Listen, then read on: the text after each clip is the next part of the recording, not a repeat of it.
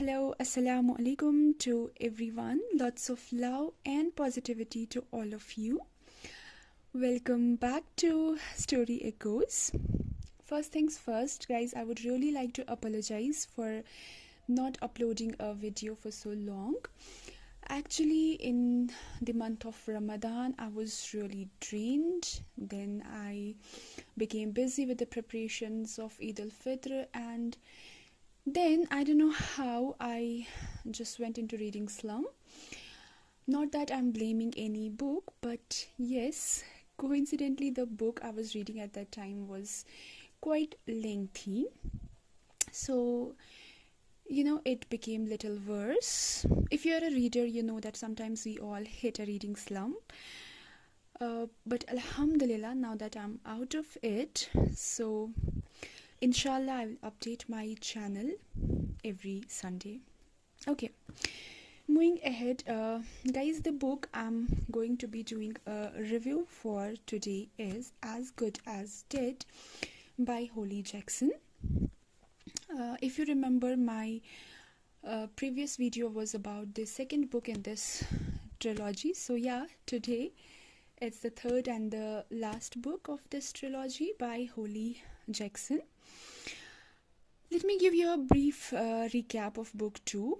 Stanley Forbes was killed by Charlie in front of Pip, and since then Pip has been dealing with a lot of trauma.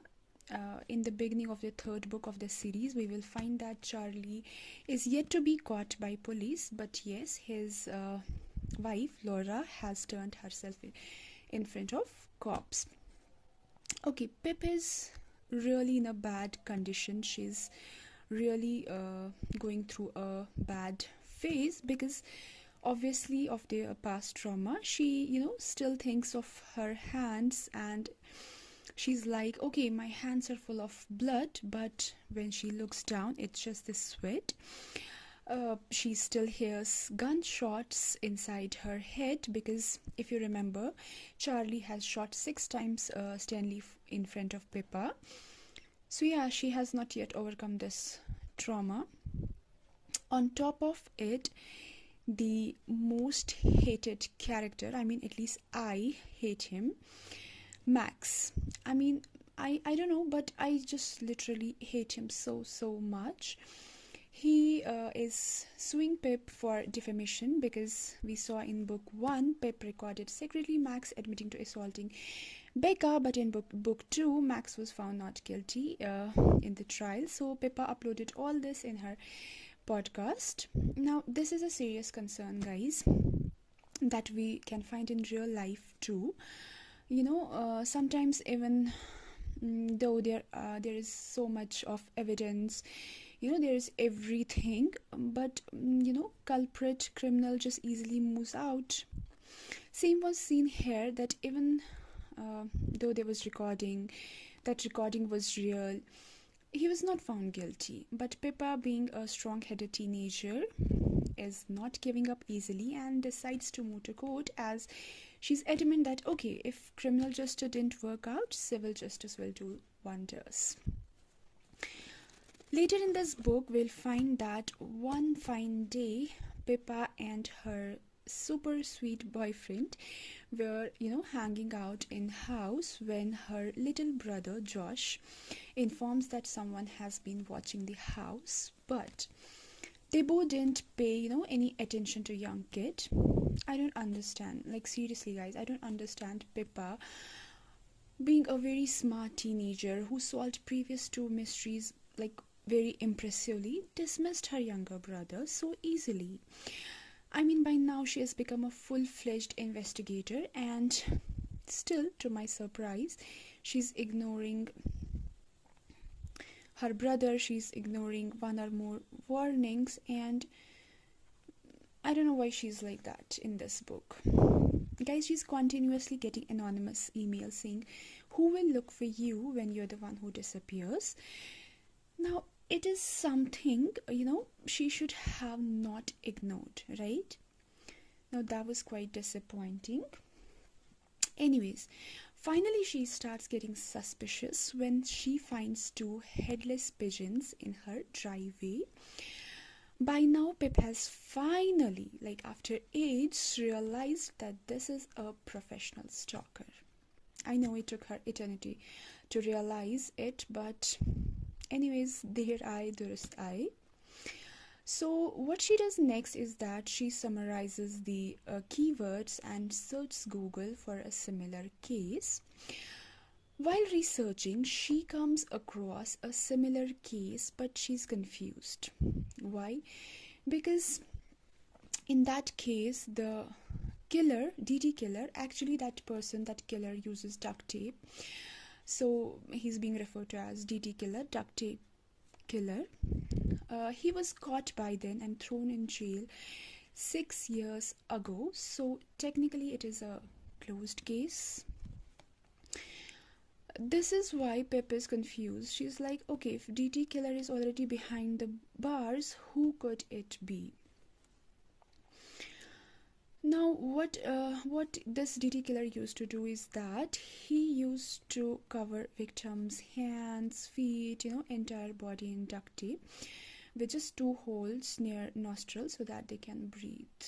Now, this was again little suspicious because Pip also found out a piece of duct tape at the bottom of her shoes out of nowhere, and this is why we see, the duct tape on this pretty cover of this book. Okay, Pip also finds out that the last victim murdered by DT killer was killed on 18th April. That is the same date when Andy Bell was murdered. Now, wow, that's hell of coincidences. While digging further in the case, Pippa finds out Billy is the man convicted for being a DT killer, but his mother Maria is adamant that her son is not the real culprit, and it's because of the illegal interrogation tactics he has been charged. So finally, after AIDS, we see a mystery. The mystery begins in this book. I don't know what on earth took Holly Jackson so long in this book to start the mystery. Anyways, then Pip reaches out to Maria for an interview and finds out that Maria had already tried to reach her, so that she could help her to prove her son innocent. Maria tells Pippa that unidentified fingerprint was found on second victim, but police didn't give a damn about it as they already were busy, blaming Billy is the culprit and all that. In their minds, they had already solved this case. Maria further says during the third murder of DT killer, Billy was actually home, but Maria had no means to prove it to police. It is further known from her that Billy worked for some landscape company, so he had to, work in different locations, and one of the location Billy worked was a hotel, unfortunately, where final victim's body was found by Billy. I repeat, body was found by Billy himself. He found it near the tree, and Billy thought, the victim is not breathing, so I'll try to save him. He, ripped the DT tape. He gave her CPR, so, his fingerprints were all over the body of a victim, but she was already dead, so he ran to front desk and asked them to call the police. Unfortunately, this whole scenario, worked against him, because when police, investigated a dead body, they found out her body was full of Billy's handprints.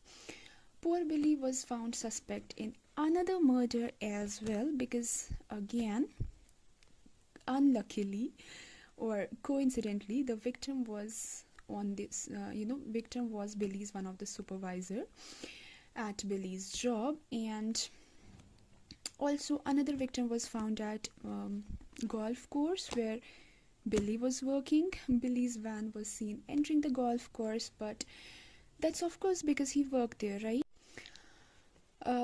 Maria further reveals to Pip that the company Billy used to work for was Green Scene Limited. After hearing this, Pip is like, oh my god, this company is owned by Jason Bell and Jason Bell's father. I mean, so many connections and so many twists and turns. Okay.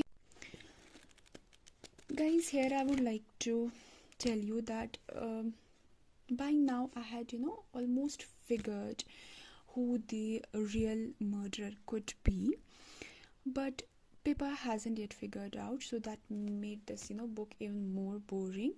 I mean, does that also mean that I can be a good investigator too? Lol, jokes apart, I was like, Pippa, this person could be the murderer. Samne, dekh lo. But I don't know why she, her character was really dumb in this book.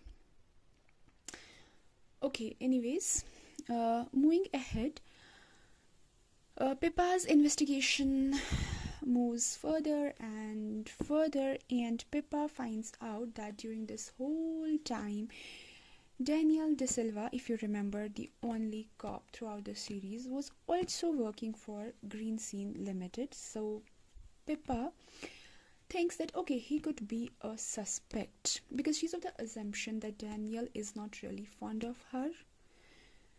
So he actually hates her. So Pippa is like, okay, he could be, she's like, okay, I have already solved the case. Daniel could be a suspect and blah blah. But in actual, Daniel was not the real culprit. Guys, relax, I'm not going to give you any spoiler. So yeah, moving ahead, Pippa also keeps getting prank calls from unknown number, and this anonymous emailer is also back leaving Pip a message: who will look for you when you're the only one who disappears. So this does sound intriguing.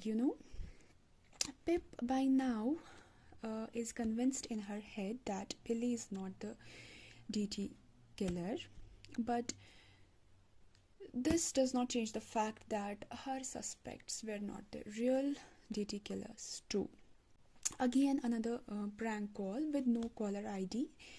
So she decides to download some application hoping to see the caller ID or number in future when she gets such calls. This way, she hopes that DT killer is caught. Okay, now there's this DT killer's victim who had reported similar incidents, so that of just like that of Pippa, before getting murdered, and her name was Julia Hunter, and she had narrated everything to her sister Harriet Hunter. So Pip again reaches out to her and schedules an interview for podcast. Harriet also agrees after hearing that Pip is investigating DT killer case. Then there's that investigation thing again. Now that video is really getting long, so I'll just try to cut short the summary. Anyways, later in the book you'll see that Pip receives a phone call from Detective Hawkins letting her know that they have caught Charlie Green and she's gonna be star witness. But the dumbest thing that happened here was that when Detective asked Pip if there is any update regarding her stalker, she said no. I mean, why?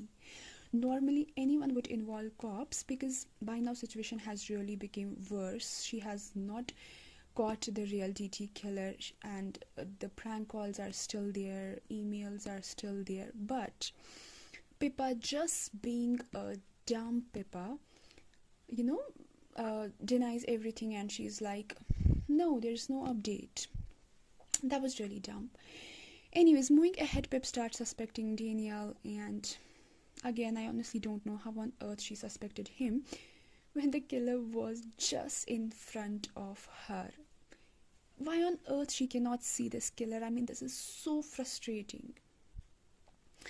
What happened to her detective capabilities? I mean, now she's really a question mark for me.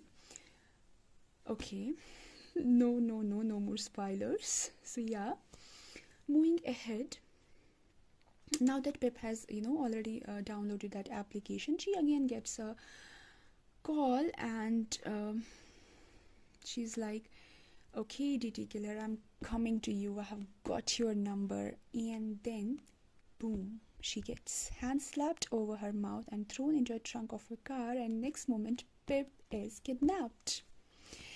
I mean, she got n number of opportunities, but I don't know why she couldn't see even a single opportunity.